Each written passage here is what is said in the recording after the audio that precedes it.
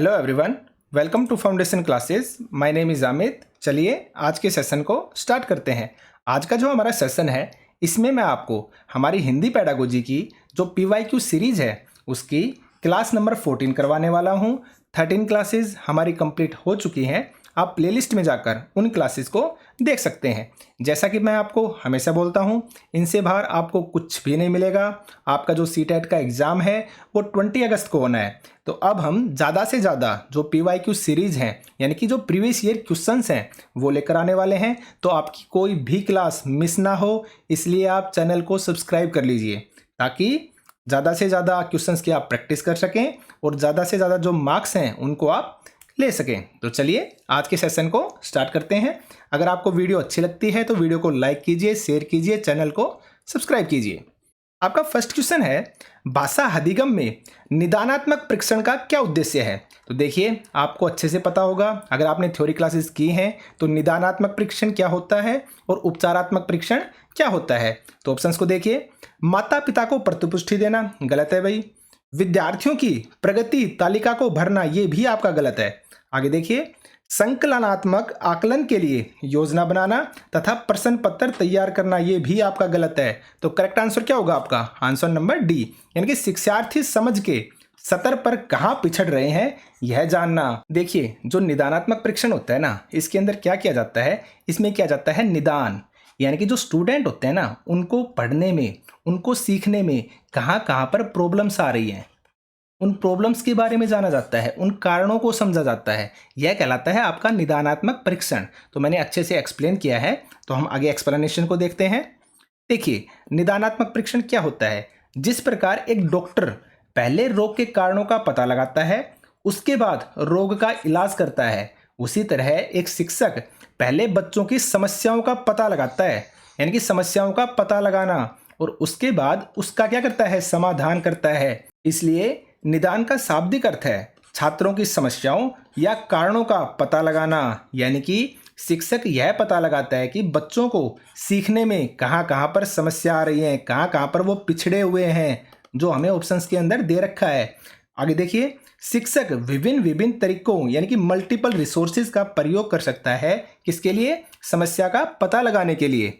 आगे देखते हैं, समस्याओं कारणों का पता लगाने के बाद जैसे और जितनी ज़रूरत होती है ना, इस लाइन को पक्का याद रखना आप, जैसे और जितनी ज़रूरत होती है उसी के अनुसार इसका समाधान किया जाता है। तो इस समाधान करने को क्या कहते हैं? उपचारात्मक शिक्षण कहते हैं। तो आप समझ गए होंगे, एक आपका निदानात्मक परीक्षण होता है, एक उपचारात्मक परीक्षण होता है। ठीक है, अब देखिए उपचारात्मक परीक्षण को भी देख सकते हैं हम। जब शिक्षक छात्रों को सीखने में होने वाली विभिन्न समस्याओं, कारणों या कमजोरियां का पता लगाकर उनका जैसे जरूरत होती है वैसा ही समाधान करता है, तो इस समाधान करने को क्या कहते हैं? आपका उपचारात्मक शिक्षण कहते हैं। तो आप अच्छे से समझ गए होंगे। तो हमारा इसका आंसर क्या होगा? आपका आंसर नंबर डी, यानी कि शिक्षार्थी समझ के स्तर पर कहां पर पिछड़ रहे हैं यह जानना, उनकी कमियों को जानना, उनके कारणों को जानना। ठीक है, आगे चलते हैं। हमारा सेकेंड क्वेश्चन है, निम्न में से कौन सा कथन भाषा के बारे में सही है? तो देखिए यहाँ पर भाषाओं की कुछ विशेषताएं दे रखी हैं, तो वो पूछा गया है कि निम्नलिखित में से कौन सी विशेषता सही है। तो देखते हैं ऑप्शंस को हम।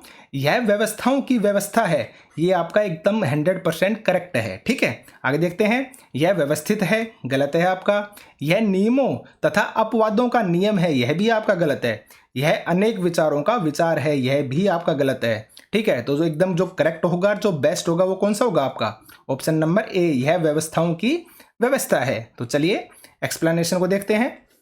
भाषा की प्रकृति, तो देखिए भाषा क्या है? भाषा एक व्यवस्था है, जो हमारा ऑप्शंस के अंदर दे रखा था, तो आपको आंसर मिल गया होगा। भाषा प्रतीकों की व्यवस्था है, ये भी आपको याद रखना है। ये प्रतीक कैसे होते हैं? ये प्रतीक होते हैं आपके मौखिक, क्योंकि भाषा है तो भाषा कैसी है? आपकी मौखिक है। आगे देखिए, भाषा समाज सापेक्ष होती है, यानी कि भाषा क्या है? एक सामाजिक प्रक्रिया है, यानी कि बच्चा समाज में रहकर ही क्या करता है? भाषा को सीखता है। ये सारी चीज़ें आपको 100% याद रखनी है, आपकी विशेषताओं के अंदर पूछी जा सकती हैं ये। ठीक है, भाषा कैसी होती है? आपकी अर्जित होती है, पैतृक नहीं होती। पैतृक का मतलब क्या है? यानी कि बच्चा पैदा होता है ना, तो अपने साथ लेकर पैदा नहीं होता है भाषा को। भाषा क्या की जाती है? अर्जित की जाती है, यानी कि जब बच्चा समाज में आता है, समाज में रहता है, तो वो क्या करता है? भाषा का अर्जन करता है। ठीक है, आगे चलते हैं। भाषा परंपरागत होती है, व्यक्ति उसका अर्जन करता है, हम समझ चुके हैं। उत्पन्न नहीं कर सकता है, हमने यही चीज़ अभी पढ़ी है। और परंपरागत का मतलब क्या होता है, यानी कि बहुत समय पहले से चली आ रही है। ऐसा नहीं है कि भाषा है वो नवीन है। ठीक है, आगे देखिए। भाषा एक सामाजिक प्रक्रिया है, हम पढ़ चुके हैं। भाषा अनुकरण जन्य प्रक्रिया है। अनुकरण का मतलब क्या होता है, यानी कि नकल करना। यानी कि जो भाषा होती है ना, वो नकल करके सीखी जाती है। जो छोटे बच्चे होते हैं वो कैसे सीखते हैं, अब जैसा उनके सामने बोलेंगे बच्चे वैसा ही तो ग्रहण करते हैं ना। तो इसलिए बोला गया है जो भाषा है ना वो अनुकरण के द्वारा यानी कि नकल के द्वारा सीखी जाती है। ठीक है, आगे देखिए। भाषा सतत परिवर्तनशील प्रक्रिया है।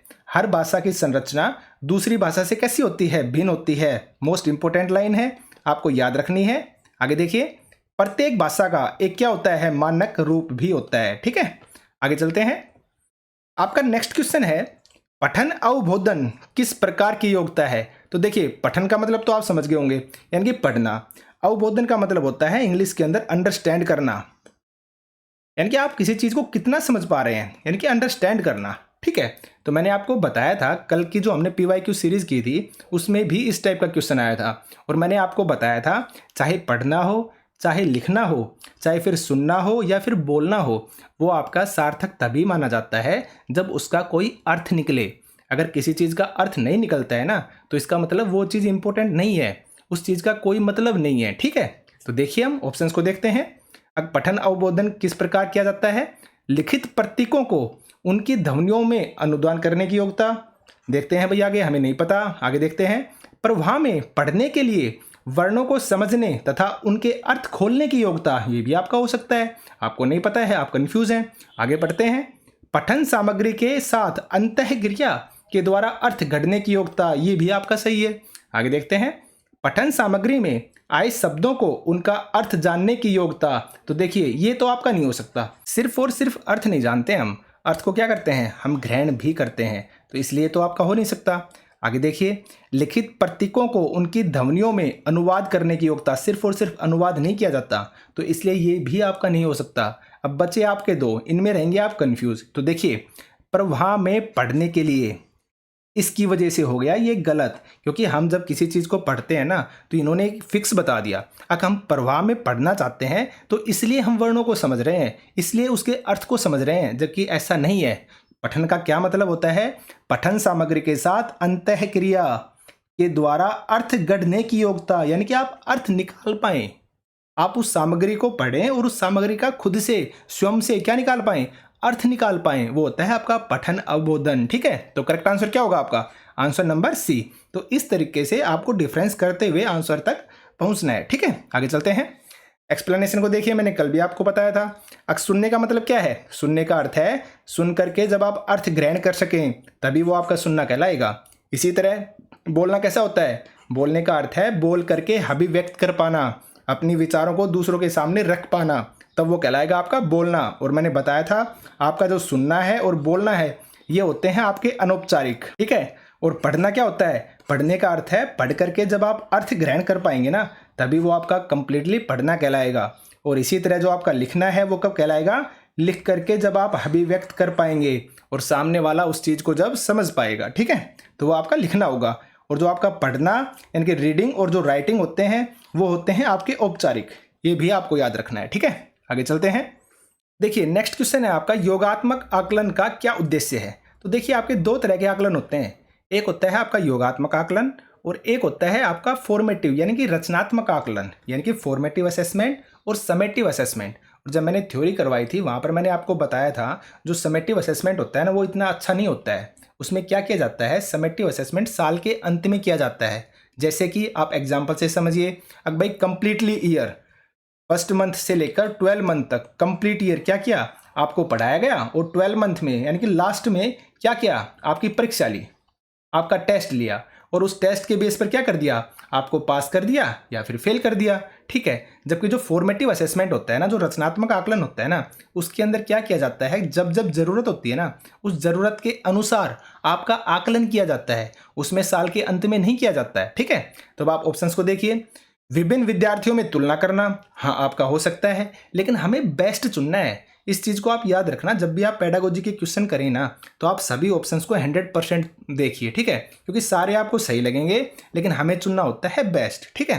आगे देखिए, शिक्षार्थियों पर बुद्धिमान, औसत अथवा धीमी गति से सीखने का ठप्पा यानी कि लेबलिंग लगाना, ये तो आपका नहीं हो सकता। आगे देखिए, विद्यार्थियों के अधिगम के विषय में सूचना एकत्र करने के लिए विभिन्न तरीकों का प्रयोग करना, हाँ ये आपका करेक्ट आंसर होगा। योगात्मक आकलन में क्या किया जाता है भाई, एक तरह से हम सूचना ही तो एकत्र करते हैं ना, कौन विद्यार्थी अच्छा है कौन विद्यार्थी अच्छा नहीं है, बेशक ये नेगेटिव चीज़ है लेकिन करते तो हम सूचना ही एकत्र है ना, सूचना ही इकट्ठा करते हैं ना, तो ये होता है आपका योगात्मक आकलन, ठीक है। आगे चलते हैं, देखिए मैंने बता रखा है विद्यार्थी के अधिगम के विषय में सूचना एकत्र करने का क्या है, यह एक तरीका है। इस प्रकार के आकलन का उद्देश्य छात्रों का वर्गीकरण और पदोन्नति है यानी कि प्रोन्नति है, यानी कि एक क्लास से दूसरी क्लास में क्या करते हैं हम उसको ट्रांसफर करते हैं, वो कहलाता है आपका योगात्मक आकलन, ठीक है। आगे चलते हैं, कक्षा 3 की अध्यापिका अंकिता को पता चलता है कि शिक्षार्थी नवीन जानकारियों को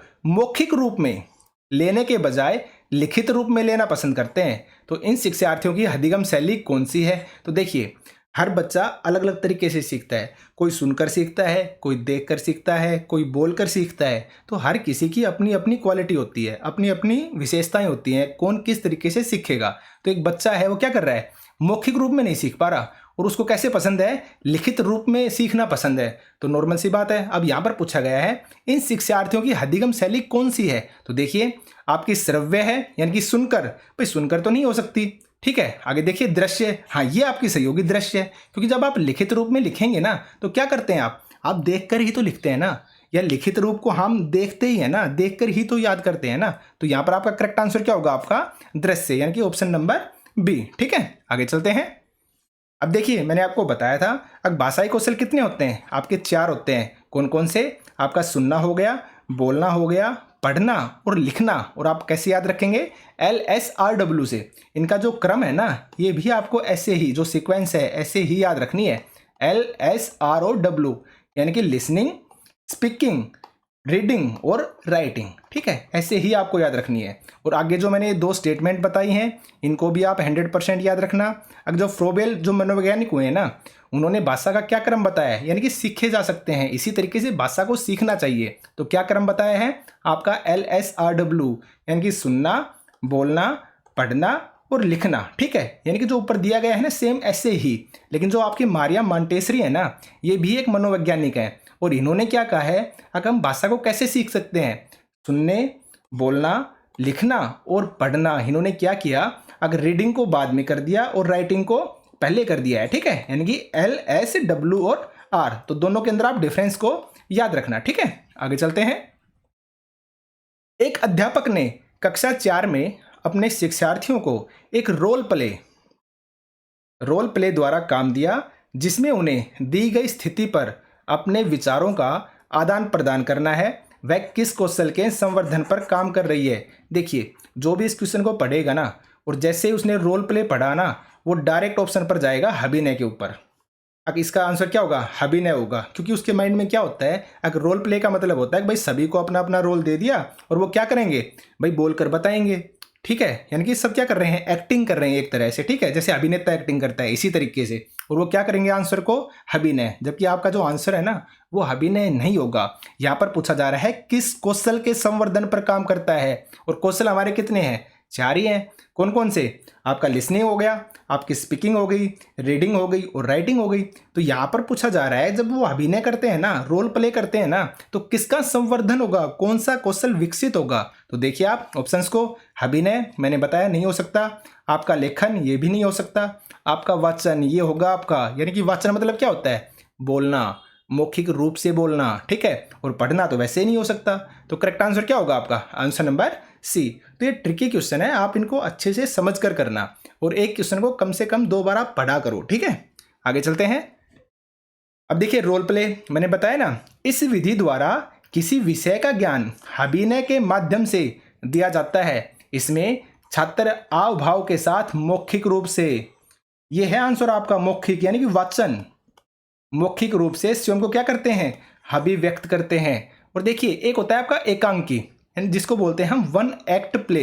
एकांकी का मतलब ही क्या होता है? अकेला, यानी कि अलोन, अकेला। ठीक है, तो देखिए एक अंक वाले नाटकों को क्या कहा जाता है? एकांकी कहा जाता है, यानी कि जो अकेला इंसान करता है। तो देखिए इसमें एक विशेष उद्देश्य की अभिव्यक्ति करते हुए कम से कम समय में भावों के द्वारा अधिक से अधिक प्रभाव छोड़ने का प्रयास किया जाता है। इसको बोलते हैं एकांकी, वन एक्ट प्ले। ठीक है, आगे देखिए एकांकी पठन के बाद इसका मंचन कराना आवश्यक होता है, क्योंकि मंचन संदर्भ अनुसार उचित उतार चढ़ाव के साथ बोलने के कौशल का विकास करता है। तो यानी कि जो एकांकी है ना, इसमें भी किसका विकास होता है? आपके बोलने के कौशल का।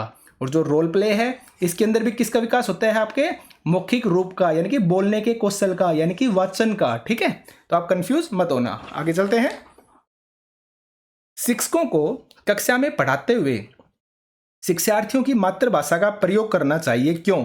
देखिए यानी कि यहाँ पर बताया जा रहा है जो टीचर है ना, जब वो कक्षा में पढ़ाता है तो उसको शिक्षार्थियों की जो मातृभाषा है ना उसका यूज करना चाहिए। तो यहाँ पर पूछा है क्यों करना चाहिए। तो देखिए यदि उन्हें उनकी मातृभाषा में पढ़ाया जाएगा तो सभी बच्चे एक समान गति से सीखेंगे। तो ये तो आपका नहीं हो सकता।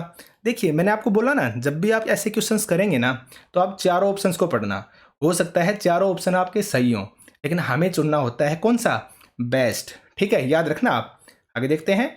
यदि शिक्षार्थी मातृभाषा में सीखेंगे तो वे सभी प्रश्नों के उत्तर देंगे, ऐसा भी नहीं होता है। ठीक है, आगे देखिए। शिक्षार्थी नई संकल्पनाओं को आसानी से समझ पाएंगे तथा कक्षा में स्वयं को अधिक स्वीकृत अनुभव करेंगे। ये आपका करेक्ट आंसर होगा।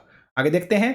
कक्षा में कम से कम भटकाव होगा, ये भी आपका गलत है। तो करेक्ट आंसर क्या होगा आपका? Answer number C. क्यों? पर नॉर्मल सी बात है, जब बच्चे की भाषा के में हम पढ़ाएंगे ना तो भाषा में पढ़ाने से बच्चा क्या करेगा? चीज़ों को ज़्यादा आसानी से सीख पाएगा। वो भाषा उसकी समझ में आएगी तो ज़्यादा आसानी से चीज़ों को सीख पाएगा और क्या करेगा? अच्छा फील करेगा। उसे कक्षा में कैसा अनुभव होगा? एक स्वीकृत अनुभव होगा। मेरी भाषा की भी क्या है? वैल्यू है। मेरी भाषा का भी क्या करते हैं लोग? सम्मान करते हैं। तो इससे उसे अच्छा फील होगा।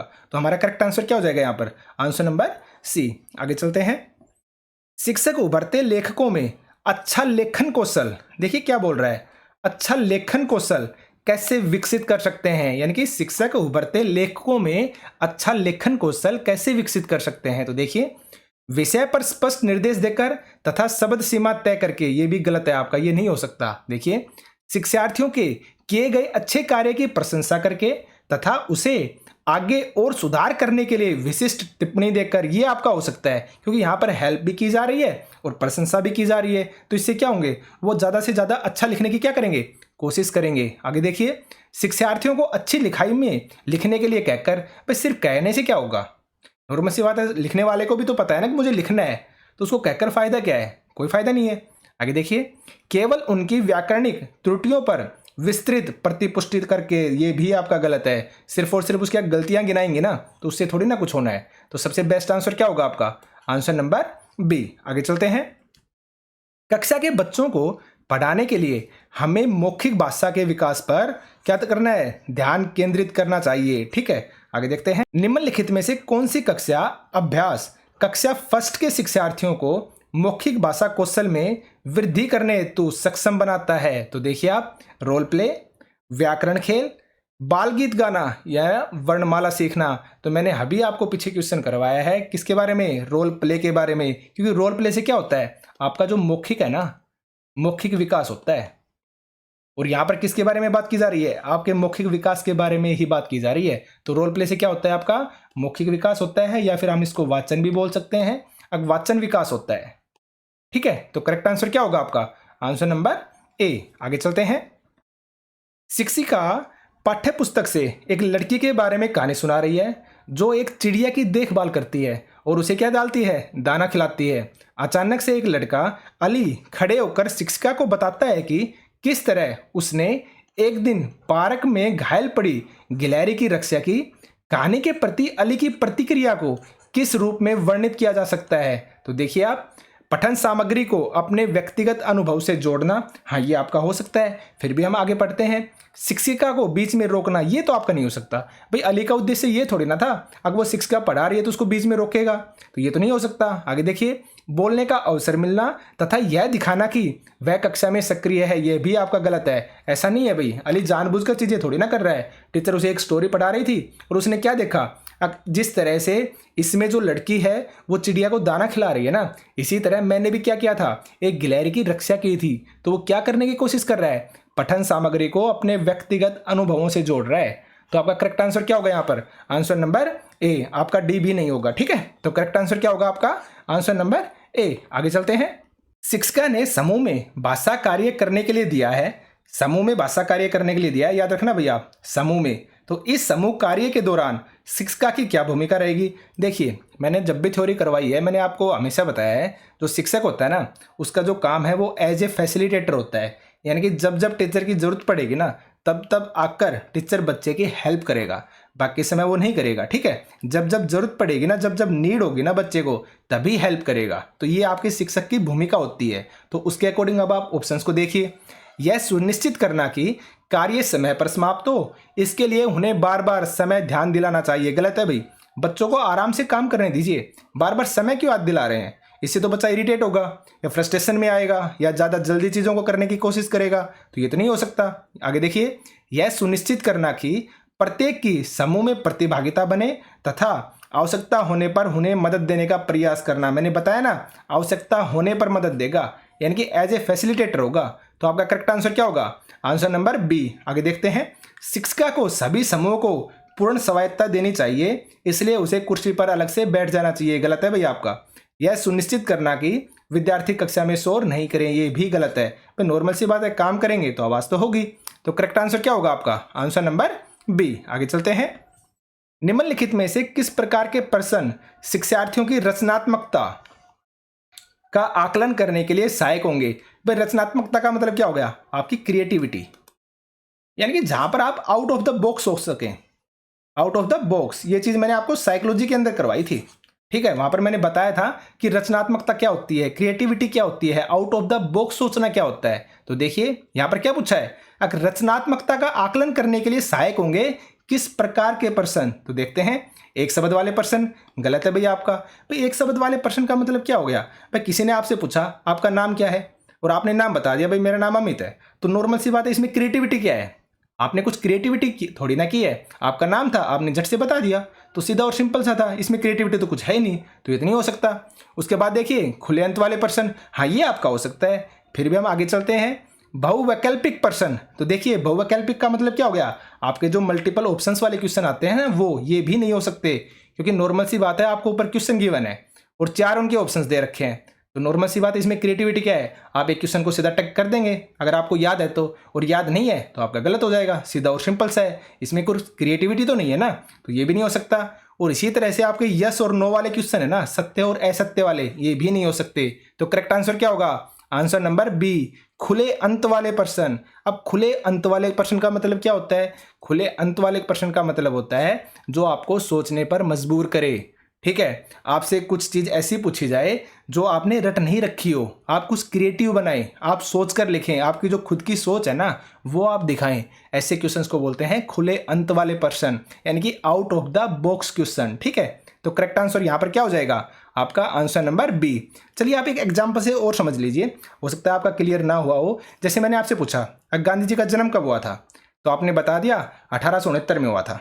ठीक है, 1869 में, नॉर्मल सी बात है, आपने जवाब दे दिया, तो ये तो खुले अंत वाला प्रश्न नहीं है। लेकिन अगर मैं आपसे पूछूं, मैंने बोला आप आज पिकनिक पर गए हैं और वहां पर आपने क्या क्या चीजें देखी, क्या क्या आपके अनुभव रहे, तो यहाँ पर आप क्या करेंगे, आपने चीज़ों को रटा नहीं है, जो जो आपने देखा ना, जो जो चीज़ें आपके साथ या आपके सामने हुई हैं वो चीज़ें आप एक्सप्लेन करेंगे।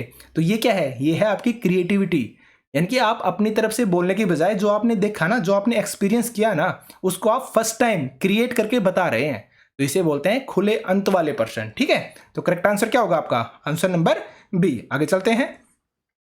भाषा को सर्वोत्तम तरीके से कैसे सीखा जा सकता है या कैसे सिखा सकते हैं, तो देखिए संदर्भ में, पृथकता में तो ये तो आपका गलत है। वर्णमाला के क्रम में ये भी आपका गलत है। जब शब्द एक एक करके प्रस्तुत किए जाएं ये भी आपका गलत है। करेक्ट आंसर क्या होगा आपका? आंसर नंबर ए, यानी कि संदर्भ में। अब संदर्भ का मतलब क्या होता है? संदर्भ का मतलब होता है एट ए टाइम सीखना, सिचुएशन के अकॉर्डिंग सीखना। भाई नॉर्मल सी बात है, आपको पाठ पढ़ाया जा रहा है और पाठ में आपके सामने संज्ञा की परिभाषा आ गई, तो टीचर क्या करेगा? अब संदर्भ में एट ए टाइम, यानी कि पाठ पढ़ाते पढ़ाते ही आपको संज्ञा की परिभाषा बताएगा, तो इसको बोलते हैं संदर्भ में सीखना। ठीक है, तो करेक्ट आंसर क्या हो जाएगा आपका? Answer number A. आगे चलते हैं। बाल केंद्रित कक्षा में शिक्षक को क्या करना चाहिए? तो देखिए, विद्यार्थियों की सुविधा के लिए पूरे पाठ के एक एक वाक्य को समझाना चाहिए। गलत है भाई, एक एक पाठ को थोड़ी ना समझा सकता है, एक एक वाक्य को थोड़ी ना समझाया जा सकता है। यहाँ पर बाल केंद्रित कक्षा की बात हो रही है, यानी कि बच्चा इंपॉर्टेंट है, शिक्षक इंपॉर्टेंट नहीं है। तो बच्चा खुद से जब चीजें करके सीखेगा ना, वो चीज ज्यादा इंपॉर्टेंट रहेगी। तो देखिए आप ऑप्शंस को, प्रश्नों के उत्तर लिखवाने चाहिए ताकि विद्यार्थी को आसानी हो। गलत है भाई, इससे बच्चा सीखेगा क्या? भाई बच्चा तो रटेगा। अगर आपने प्रश्न के उत्तर बता दिए तो बच्चा तो डायरेक्ट उनको रटेगा ना, सीख थोड़ी ना पाएगा, तो ये भी नहीं हो सकता। आगे देखिए, ऐसी प्रवृत्तियों का प्रयोग करना चाहिए जिससे विद्यार्थी स्वयं से पहल करने के लिए प्रोत्साहित हो, यानी कि खुद से सीखने के लिए प्रोत्साहित हो। तो ये होगा आपका करेक्ट आंसर। ये होता है आपकी बाल केंद्रित शिक्षा, यानी कि बच्चे को सिखाया जाता है, बच्चे की वैल्यू होती है। ठीक है, आगे देखिए, शिक्षक विद्यार्थियों से जो भी अपेक्षा करते हैं उसे प्रदर्शित करना चाहिए, ये भी गलत है आपका। तो करेक्ट आंसर क्या होगा आपका? Answer number C. आगे चलते हैं। रचनावादी कक्षा में भाषा अधिगम किस पर आधारित होना चाहिए? देखिए, रचनावादी यानी कि क्रिएटिव क्लासरूम है, या कंस्ट्रक्टिव क्लासरूम भी हम बोल सकते हैं। तो ये चीज मैंने साइकोलॉजी में आपको बहुत ही डिटेल में करवाई है। तो कंस्ट्रक्टिव कक्षा क्या होती है, यानी कि रचनावादी कक्षा क्या होती है? जहां पर कुछ नवीन चीजें क्रिएट करें बच्चे, ठीक है, और खुद से क्रिएट करें, बिना किसी की हेल्प से वो सीखें। ठीक है, उसको बोलते हैं रचनावादी कक्षा, यानी कि कुछ ना कुछ नई चीजें की जाती हैं, चीजों को रटा नहीं जाता। ठीक है, तो अब आप ऑप्शंस को देखिए। व्याकरणिक इकाइयों की ड्रिल और अभ्यास पर, गलत है आपका। भाई ड्रिल और अभ्यास एक ना एक तरह से किस तरफ जाते हैं? आपको रटने की तरफ लेके जाते हैं। ठीक है, आगे देखिए, शिक्षक द्वारा सुझाई गई पाठ्य पुस्तक को पढ़ाकर, गलत है भाई। सिर्फ और सिर्फ पाठ्य पुस्तक से थोड़े ना कुछ होगा, वो तो आपने डायरेक्ट पढ़ ली, वो तो रट ही रहे हैं आप, तो ये तो नहीं हो सकता। आगे देखिए, यह मान्यता है कि भाषा तभी सीखी जा सकती है जब शिक्षक विद्यार्थियों को भाषा सिखाए। गलत है भाई, ऐसा थोड़ी ना है भाई, बच्चे खुद भी तो सीखते हैं ना, जब शिक्षक सिखाएगा तभी थोड़ी ना सीखते हैं, तो ये तो गलत है आपका। आगे देखिए, विद्यार्थियों के पूर्व अनुभवों को आधार बनाकर प्रमाणिक कार्यों द्वारा नवीन ज्ञान की खोज करना। आ गया ना आपका नवीन ज्ञान, यानी कुछ ना कुछ नया क्रिएट करना, कुछ ना कुछ नया बनाना, तो नवीन ज्ञान की खोज करना। तो ये क्या हो जाएगा आपका करेक्ट आंसर। ठीक है, तो आंसर नंबर क्या होगा यहाँ पर? Answer number D. तो ये आपके 15 क्वेश्चंस थे, आप इनकी अच्छे से प्रैक्टिस कीजिए, आपको 100% हेल्प मिलेगी। इस चीज़ को आप याद रखना, जब आप एग्जाम देंगे ना, उस समय आपको समझ में आएगा कि इन चीज़ों की क्या वैल्यू है। तो मैं आपको कहना चाहूँगा, एक भी क्लास को स्किप मत करिएगा। अब हम ज़्यादा से ज़्यादा प्रैक्टिस सेट लेकर आएंगे और एक भी प्रैक्टिस सेट को आप मिस मत करना। तो इसलिए आप चैनल को सब्सक्राइब कर लीजिए ताकि आपकी कोई भी क्लास मिस ना हो। और अगर आपको वीडियो अच्छी लगती हैं तो वीडियो को लाइक कीजिए, शेयर कीजिए, चैनल को सब्सक्राइब कीजिए। आज के लिए सिर्फ इतना ही। Thank you.